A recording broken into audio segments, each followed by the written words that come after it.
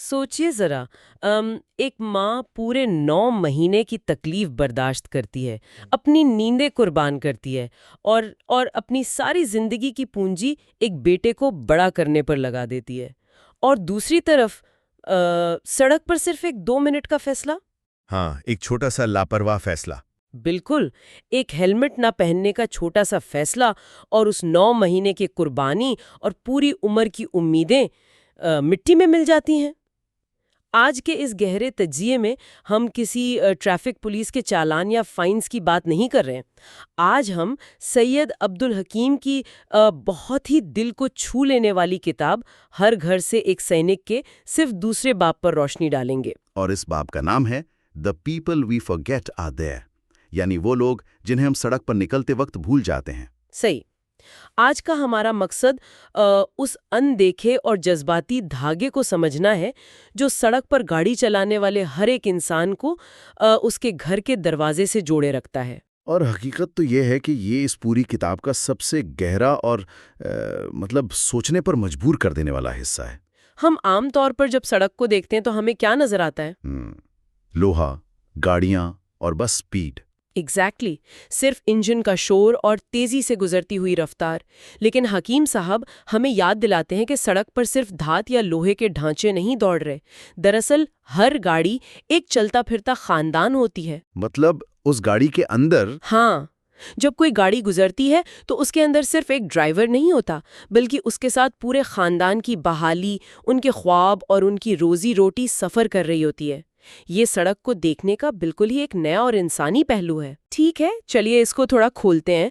हम आमतौर पर गाड़ी स्टार्ट करते हैं और बस अपने ख्याल में निकल जाते हैं, पर इस किताब ने जो मंजरकशी की है वो मुझे बहुत सच्ची लगी। जैसी घर का दरवाजा बंद होता है ना और हम काम के लिए निकलते हैं, ठीक उसी वक्त पीछे घर में एक खामोश इंतजार शुरू हो जाता है। हाँ, किसी घर में रात का खाना गर्म रखा जा रहा होता है। बिल्कुल, कोई बार बार अपने फोन की स्क्रीन देख रहा होता है कि शायद वापसी का मैसेज आए, और किसी की नज़र बस दरवाजे की आहट पर टिकी होती है। अगर मैं इसे एक आम जिंदगी की मिसाल से समझाऊं, जैसे हम सुबह निकलते वक्त घर का दरवाज़ा लॉक करते हैं ताकि सब महफूज रहें, ठीक उसी तरह हमारी वापसी का वादा भी एक खामोश लॉक की तरह हमारे घर वालों के दिलों में महफूज हो जाता है। सही कहा आपने। सड़क पर हम अकेले नहीं होते। नहीं होते, बिल्कुल। हमारी पिछली सीट पर हमारा पूरा घर बैठा होता है। इस हवाले से किताब में उस ऑटो रिक्शा वाले की जो मिसाल दी गई है वो बहुत वाज़ेह है। यहाँ जो सबसे हैरानकुन बात है वो उस ऑटो वाले की ज़हनी कैफियत है। वो ऑटो वाला सुबह अंधेरे में उठकर निकलता है, वो मैनुअली गाड़ी ज़रूर चला रहा है, सड़क पर है, लेकिन मेंटली वो वहाँ नहीं है। वो अपनी परेशानियों में घिरा हुआ है। सही। वो सोच रहा है कि इसकी बेटी बीमार है, उसके इलाज के लिए पैसे कहाँ से आएंगे।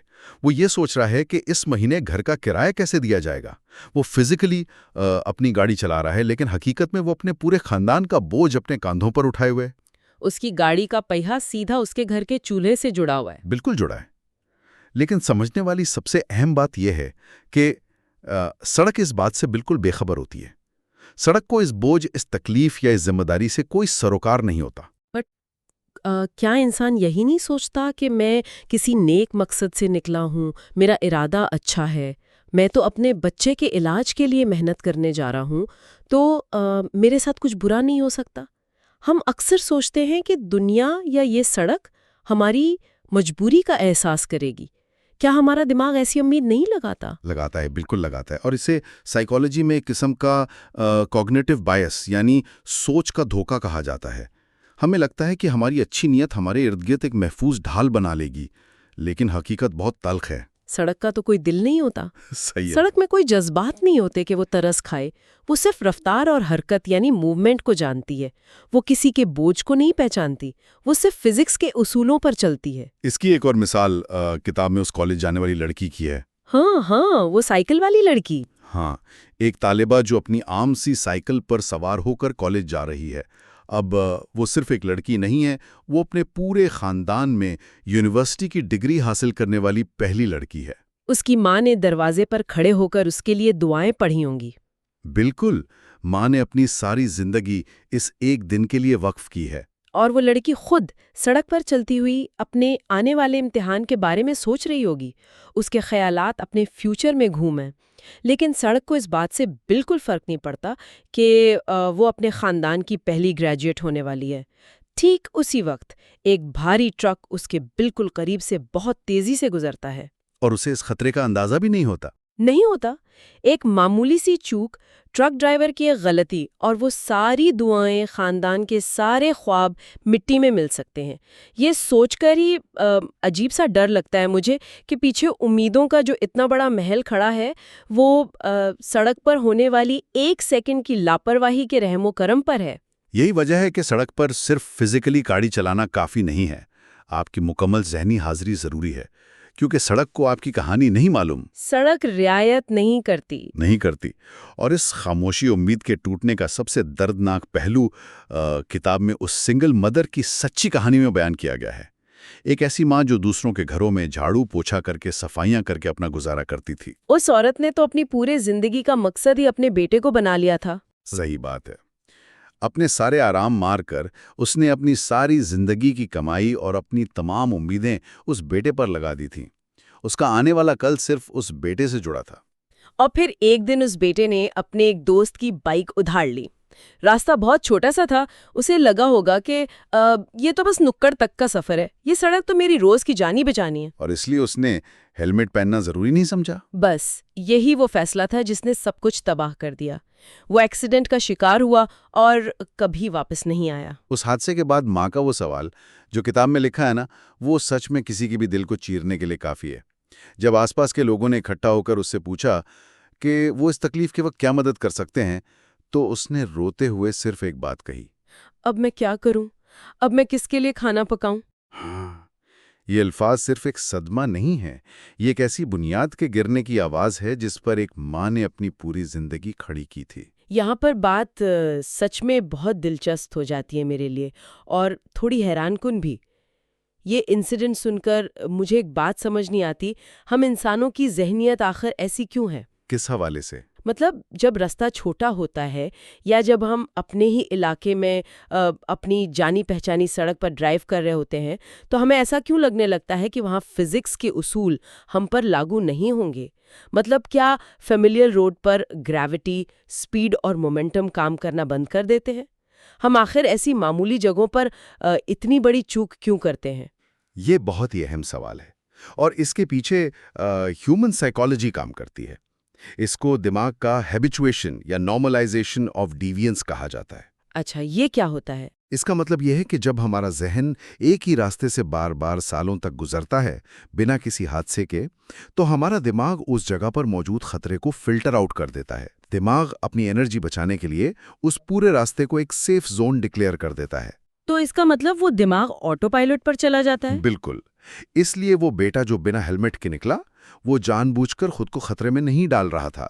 उसका अपना दिमाग उसे ये धोखा दे रहा था कि आज तक इस रास्ते पर कुछ नहीं हुआ तो आज भी कुछ नहीं होगा। हमें लगता है हमें सड़क का चप्पा चप्पा पता है।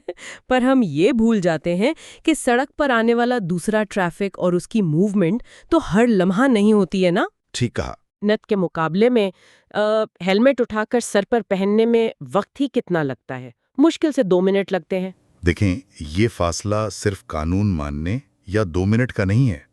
ये दरअसल इस बात का फासला है कि हम उस जिंदगी की कितनी कदर करते हैं जो किसी और ने अपने खून पसीने से हमारे लिए सवारी है। उस लड़के का हेलमेट ना पहनना सिर्फ ट्रैफिक रूल तोड़ना नहीं था, वो अपनी माँ के ख्वाब और उनके कुर्बानी की हिफाजत न करना था। सही। सड़क इस चीज को नहीं समझती कि सफर 5 मिनट का था या 5 घंटे का। सड़क को इससे फर्क नहीं पड़ता। जब गाड़ी या बाइक का टकराव होता है तो इम्पैक्ट हमेशा स्पीड और मास से तय होता है, आपकी नियत या रास्ते की लंबाई से नहीं। अच्छा, एक और बात जो मैं अक्सर देखती और सुनती हूँ, जब किसी आम या गरीब इंसान का एक्सीडेंट होता है, जैसे इस उधार की बाइक वाले लड़के का हुआ, तो लोग बहुत आसानी से कह देते हैं कि उसके पास वसाइल नहीं थे, बाइक ऐसी ही थी, इसलिए हादसा संगीन हो गया। हाँ, अब लोग ऐसी बातें करते हैं। लेकिन क्या वाकई ऐसा है कि पैसे, ताकत और शोहरत से इंसान सड़क के इस निज़ाम से बच सकता है? हम अक्सर देखते हैं कि अमीर लोग महंगी तरीन गाड़ियों में घूमते हैं जिनमें बेहतरीन सेफ्टी फीचर्स होते हैं, एडवांस एयरबैग्स होते हैं। तो क्या तब भी मौत अमीर या गरीब का फर्क नहीं देखती? ये ख्याल बहुत आम है, लेकिन किताब इस गलतफहमी को पूरी तरह तोड़ देती है। देखिए, ये सच है कि महंगी गाड़ियां और उनके एडवांस एयरबैग्स आपकी हिफाजत का इम्कान थोड़ा ज़रूर बढ़ा देते हैं, लेकिन वो फिजिक्स के उसूलों को किसी तौर पर बदल नहीं सकते। हकीम साहब ने अपनी किताब में एक इंतहाई मशहूर इंटरनेशनल क्रिकेटर की कहानी पेश की है। अच्छा, किस क्रिकेटर की? नाम तो नहीं लिया गया, पर एक ऐसा शख्स जिसे पूरी दुनिया जानती है, जिसके पास बेपनाह दौलत, शोहरत और हर तरह की लग्जरी मौजूद है। लेकिन उस अजीम क्रिकेटर ने भी अपना जवान बेटा एक रोड एक्सीडेंट में खो दिया। वाकई, मतलब वो गाड़ी भी प्रीमियम रही होगी, वीआईपी प्रोटोकॉल होगा, और उनके पास तो किसी चीज की कमी नहीं थी। बिल्कुल नहीं थी। और यही इस बात का सबूत है कि मौत और सड़क की टक्कर की कोई दर्जाबंदी यानी कोई हायरार्की नहीं होती। जब गाड़ी हाई स्पीड पर किसी खंबे या किसी और गाड़ी से टकराती है, तो जो फोर्स या काइनेटिक एनर्जी पैदा होती है, वो आपका बैंक बैलेंस या आपके सोशल मीडिया के फॉलोअर्स देखकर कम नहीं हो जाती। सड़क गैर जानिबदार है। पूरी तरह से उसकी नज़र में सिर्फ गाड़ी के अंदर बैठा हुआ एक जिस्म है। जब हादसा होता है तो सड़क आपसे आपका शनाख्ती कार्ड नहीं मांगती, चाहे वो किसी गरीब औरत का बेटा हो जो उधार की बाइक पर था, या किसी अमीर तरीन क्रिकेटर का बेटा जो महफूज तरीन गाड़ी में था। दोनों ही सूरतों में जब हादसा होता है तो घर में आने वाला दुख बराबर होता है। बराबर होता है, बिल्कुल बराबर होता है। ये बात सच में दिमाग को खोलने वाली है कि सड़क किसी से रियायत नहीं करती। लेकिन अगर नतीजे इतने संगीन हैं और चाहे अमीर हो या गरीब, सबको इस खतरे का सामना है, तो लोग जानबूझकर इन रूल्स को क्यों तोड़ते हैं? ये गलत आदतें, ये ओवर स्पीडिंग करना या सिग्नल्स को इग्नोर करना, ये आती कहाँ से हैं? इसका जवाब ढूंढने के लिए हमें सड़क के बाहरी मंजर से हटकर वापस गाड़ी के अंदर आना होगा, हमारी अपनी गाड़ी की पिछली सीट पर। पिछली सीट पर? हाँ, हम आमतौर पर समझते हैं कि गाड़ी चलाना सिर्फ हमारा अपना ज़ाती फेल है और हम किसी को नुकसान नहीं पहुंचा रहे हैं, पर असल में हमारे पीछे बैठे हमारे अपने बच्चे हमें लगातार खामोशी से ऑब्जर्व कर रहे होते हैं। वो हमारी गाड़ी की पिछली सीट के खामोश मुशाहिद हैं। मतलब वो बचपन से ही सीख रहे होते हैं। सही कहा, वो दुनिया में कैसा रवैया अपनाना है ये अपने माँ बाप की ड्राइविंग से सीख रहे होते हैं। अगर मैं इसे बड़ी तस्वीर के साथ जोड़ें तो तसव्वुर कीजिए कि बच्चा एक वीडियो रिकॉर्डर की तरह है, लेकिन इस रिकॉर्डर की रिकॉर्डिंग कभी पॉज या स्टॉप नहीं होती। जैसे मैं रोज़मर्रा की एक मिसाल देती हूँ। जब हम बच्चे को सुबह स्कूल छोड़ने जा रहे होते हैं, रास्ता छोटा होता है और हम अक्सर जल्दी में होते हैं ना, तो हम सीट बेल्ट नहीं लगाते। हाँ, या फिर रेड लाइट जंप कर जाते हैं। बिल्कुल। या गाड़ी चलाते हुए अचानक फोन पर कोई जरूरी मैसेज आ गया तो हम एक हाथ से स्टीयरिंग पकड़कर दूसरे से फोन चेक करने लगते हैं। या ट्रैफिक सिग्नल पीला हुआ और ब्रेक लगाने की बजाय हमने एक्सीलरेटर और दबा दिया ताकि जल्दी निकल जाए। और हम सोचते हैं कि बच्चा तो पीछे बैठा गेम खेल रहा है या बाहर देख रहा है। पर दरअसल वो ये सब रिकॉर्ड कर रहा होता है। एक तरह से क्या हम अनजाने में अपने ही बच्चों को उनकी आने वाली मौत या किसी भयानक हादसे की ट्रेनिंग तो नहीं दे रहे? मैं यहाँ इस लफ्ज़ ट्रेनिंग पर जोर दूंगा, क्योंकि ये न्यूरोलॉजी और चाइल्ड साइकोलॉजी के आईने में बिल्कुल ठीक और सटीक है। बच्चे एक्सप्लिसिट इंस्ट्रक्शंस यानी आपके बोलकर सिखाई गई बातों से इतना नहीं सीखते जितना वो इम्प्लिसिट ऑब्जर्वेशन यानी अपने बाप या माँ को अमली तौर पर कुछ करते हुए देखकर सीखते हैं। उनके एक्शंस को फॉलो करते हैं। बिल्कुल, उनके नन्हे दिमाग में ये बात आती ही नहीं कि उनके वालिद या वालिदा किसी कानून की खिलाफ वर्जी कर रहे हैं। उनके लिए तो उनके माँ बाप उनके आइडियल हैं, उनके सुपर हीरोज़ हैं जो हमेशा ठीक फैसला करते हैं। सही।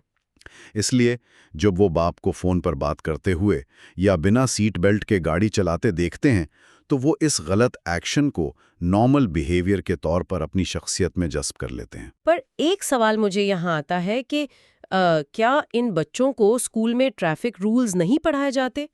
आजकल तो हर जगह सेफ्टी कैंपेन्स चलती हैं। तो फिर घर की इस छोटी सी ऑब्जर्वेशन का असर इतना बड़ा क्यों होता है?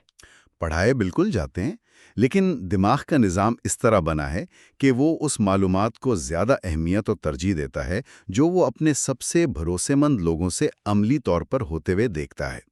घर में होने वाला यह सीखने का अमल बिना किसी डर, तनाव या सज़ा के होता है। इसलिए ये उनके जहन की गहराइयों में पक्का हो जाता है। हकीम साहब की किताब में इस हवाले से एक बेहतरीन जुमला लिखा गया है जो हर घर का हिस्सा होना चाहिए। अच्छा, वो क्या जुमला है? वो लिखते हैं कि बच्चों को ये सिखाना चाहिए कि वो कहें, पापा, wear your helmet and fasten your seat belt when you drive, we will be waiting for you. आप पापा गाड़ी चलाते वक्त अपना हेलमेट पहने और सीट बेल्ट लगाएं, हम आपका इंतजार कर रहे होंगे। ये लाइन ये सच में बहुत ताकतवर और अजीब है ना? हाँ, इस एक छोटे से जुमले में एक अजीब सा जज्बाती दबाव है जो किसी ट्रैफिक पुलिस वाले के विसल में या भारी चालान की रसीद में कभी नहीं हो सकता।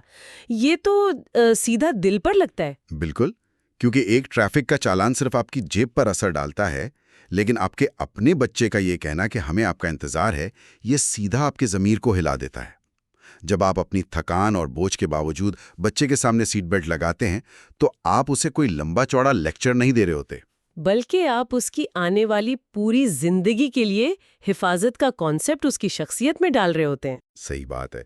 आप उसे ये बता रहे होते हैं कि कानून पर अमल करना किसी फाइन से या पुलिस वाले से डरने की वजह से नहीं है, बल्कि अपने उन रिश्तों की और अपने घर की कदर करने की वजह से है। हिफाजत करना दरअसल उन लोगों से मोहब्बत का इजहार है जो आपके घर पर मौजूद हैं। तो इस सब का मतलब क्या है? अगर मैं इस पूरे गहरे तज्जिए और आज की इस मालूमाती गुफ्तगू को समेटने की कोशिश करूं, तो हमने ये सीखा कि सड़क पर गाड़ी चलाना सिर्फ एक मैकेनिकल काम नहीं है जहां आपने गियर बदला और एक्सेलरेटर दबाया। ये एक बहुत बड़ी इंसानी और जज्बाती जिम्मेदारी है। हर बार जब हम दरवाज़ा खोलकर सड़क पर निकलते हैं, हम अकेले सफ़र नहीं करते। हमारी पिछली सीट पर हमारा पूरा घर सफर कर रहा होता है। हाँ, हमारी गाड़ी के हर हिस्से में हमारा पूरा घर, हमारी जिम्मेदारियां और हमारे अपनों की उम्मीदें हमारे साथ होती हैं। सही फरमाया आपने। और हकीम साहब की किताब का ये दूसरा बाब हमें एक आईना दिखाता है। कानून ग्रेविटी और फिजिक्स के उसूल अपना काम करेंगे, चाहे आप किसी अमीर खानदान से ताल्लुक़ रखते हों या किसी गरीब घराने से। इसलिए हिफाजत करना आपकी अपनी ज़ाती जिम्मेदारी है। अपने दिमाग के उस धोखे से बाहर निकलें जो कहता है कि छोटे सफ़र पर कुछ नहीं होगा। अपने लिए एहतियात करें और उन खामोश मुशाहिदों के लिए एहतियात करें जो पिछली सीट पर बैठकर आपको अपना आदर्श और अपना हीरो मान रहे हैं। बिल्कुल। किताब की आखिरी लाइन इस पूरे नज़रिए को बिल्कुल मुकम्मल कर देती है, जहां लिखा है, सड़क सिर्फ आपकी रफ्तार याद रखती है, आपका घर आपकी वापसी याद रखता है। सड़क सिर्फ आपकी रफ्तार याद रखती है और आपका घर आपकी वापसी याद रखता है। सही, क्योंकि सड़क को आपके जाने के बाद इस बात से कोई फर्क नहीं पड़ता कि आप कितनी जल्दी में थे, लेकिन आपका घर हमेशा उस पल को याद रखता है जब आप लौटकर नहीं आए। वाकई, इससे ज्यादा गहरी और सच्ची बात शायद ही कोई हो। इस तज्जिए को आखिरी मोड़ देने से पहले एक नए पहलू पर गौर कीजिए। एक अजीब और चौंका देने वाला तस्वुर दिमाग में आता है। अगर हमारी गाड़ियों और मोटर बाइकों के डैशबोर्ड पर वहाँ जहाँ स्पीड बताने वाला मीटर लगा होता है, अगर उस मीटर की जगह वहाँ उन लोगों के चेहरे झलकने लगें जो घर पर दरवाजे की आहट पर हमारा इंतजार कर रहे हैं, जैसे बच्चे का चेहरा या माँ बाप का। हाँ, हमारी बूढ़ी माँ, हमारा नन्हा बच्चा या हमारा रफ़ीक़े हयात, तो क्या फिर भी हम एक्सेलरेटर पर उतनी ही जोर से पाँव रखेंगे? क्या फिर भी हम उसी लापरवाही, गफलत और तेज़ी से कवानीन तोड़ेंगे? अपने आने वाले कल के सफ़र में गाड़ी का इंजन स्टार्ट करने से पहले इस अहम सवाल को अपने जहन की अगली सीट पर ज़रूर रखिएगा।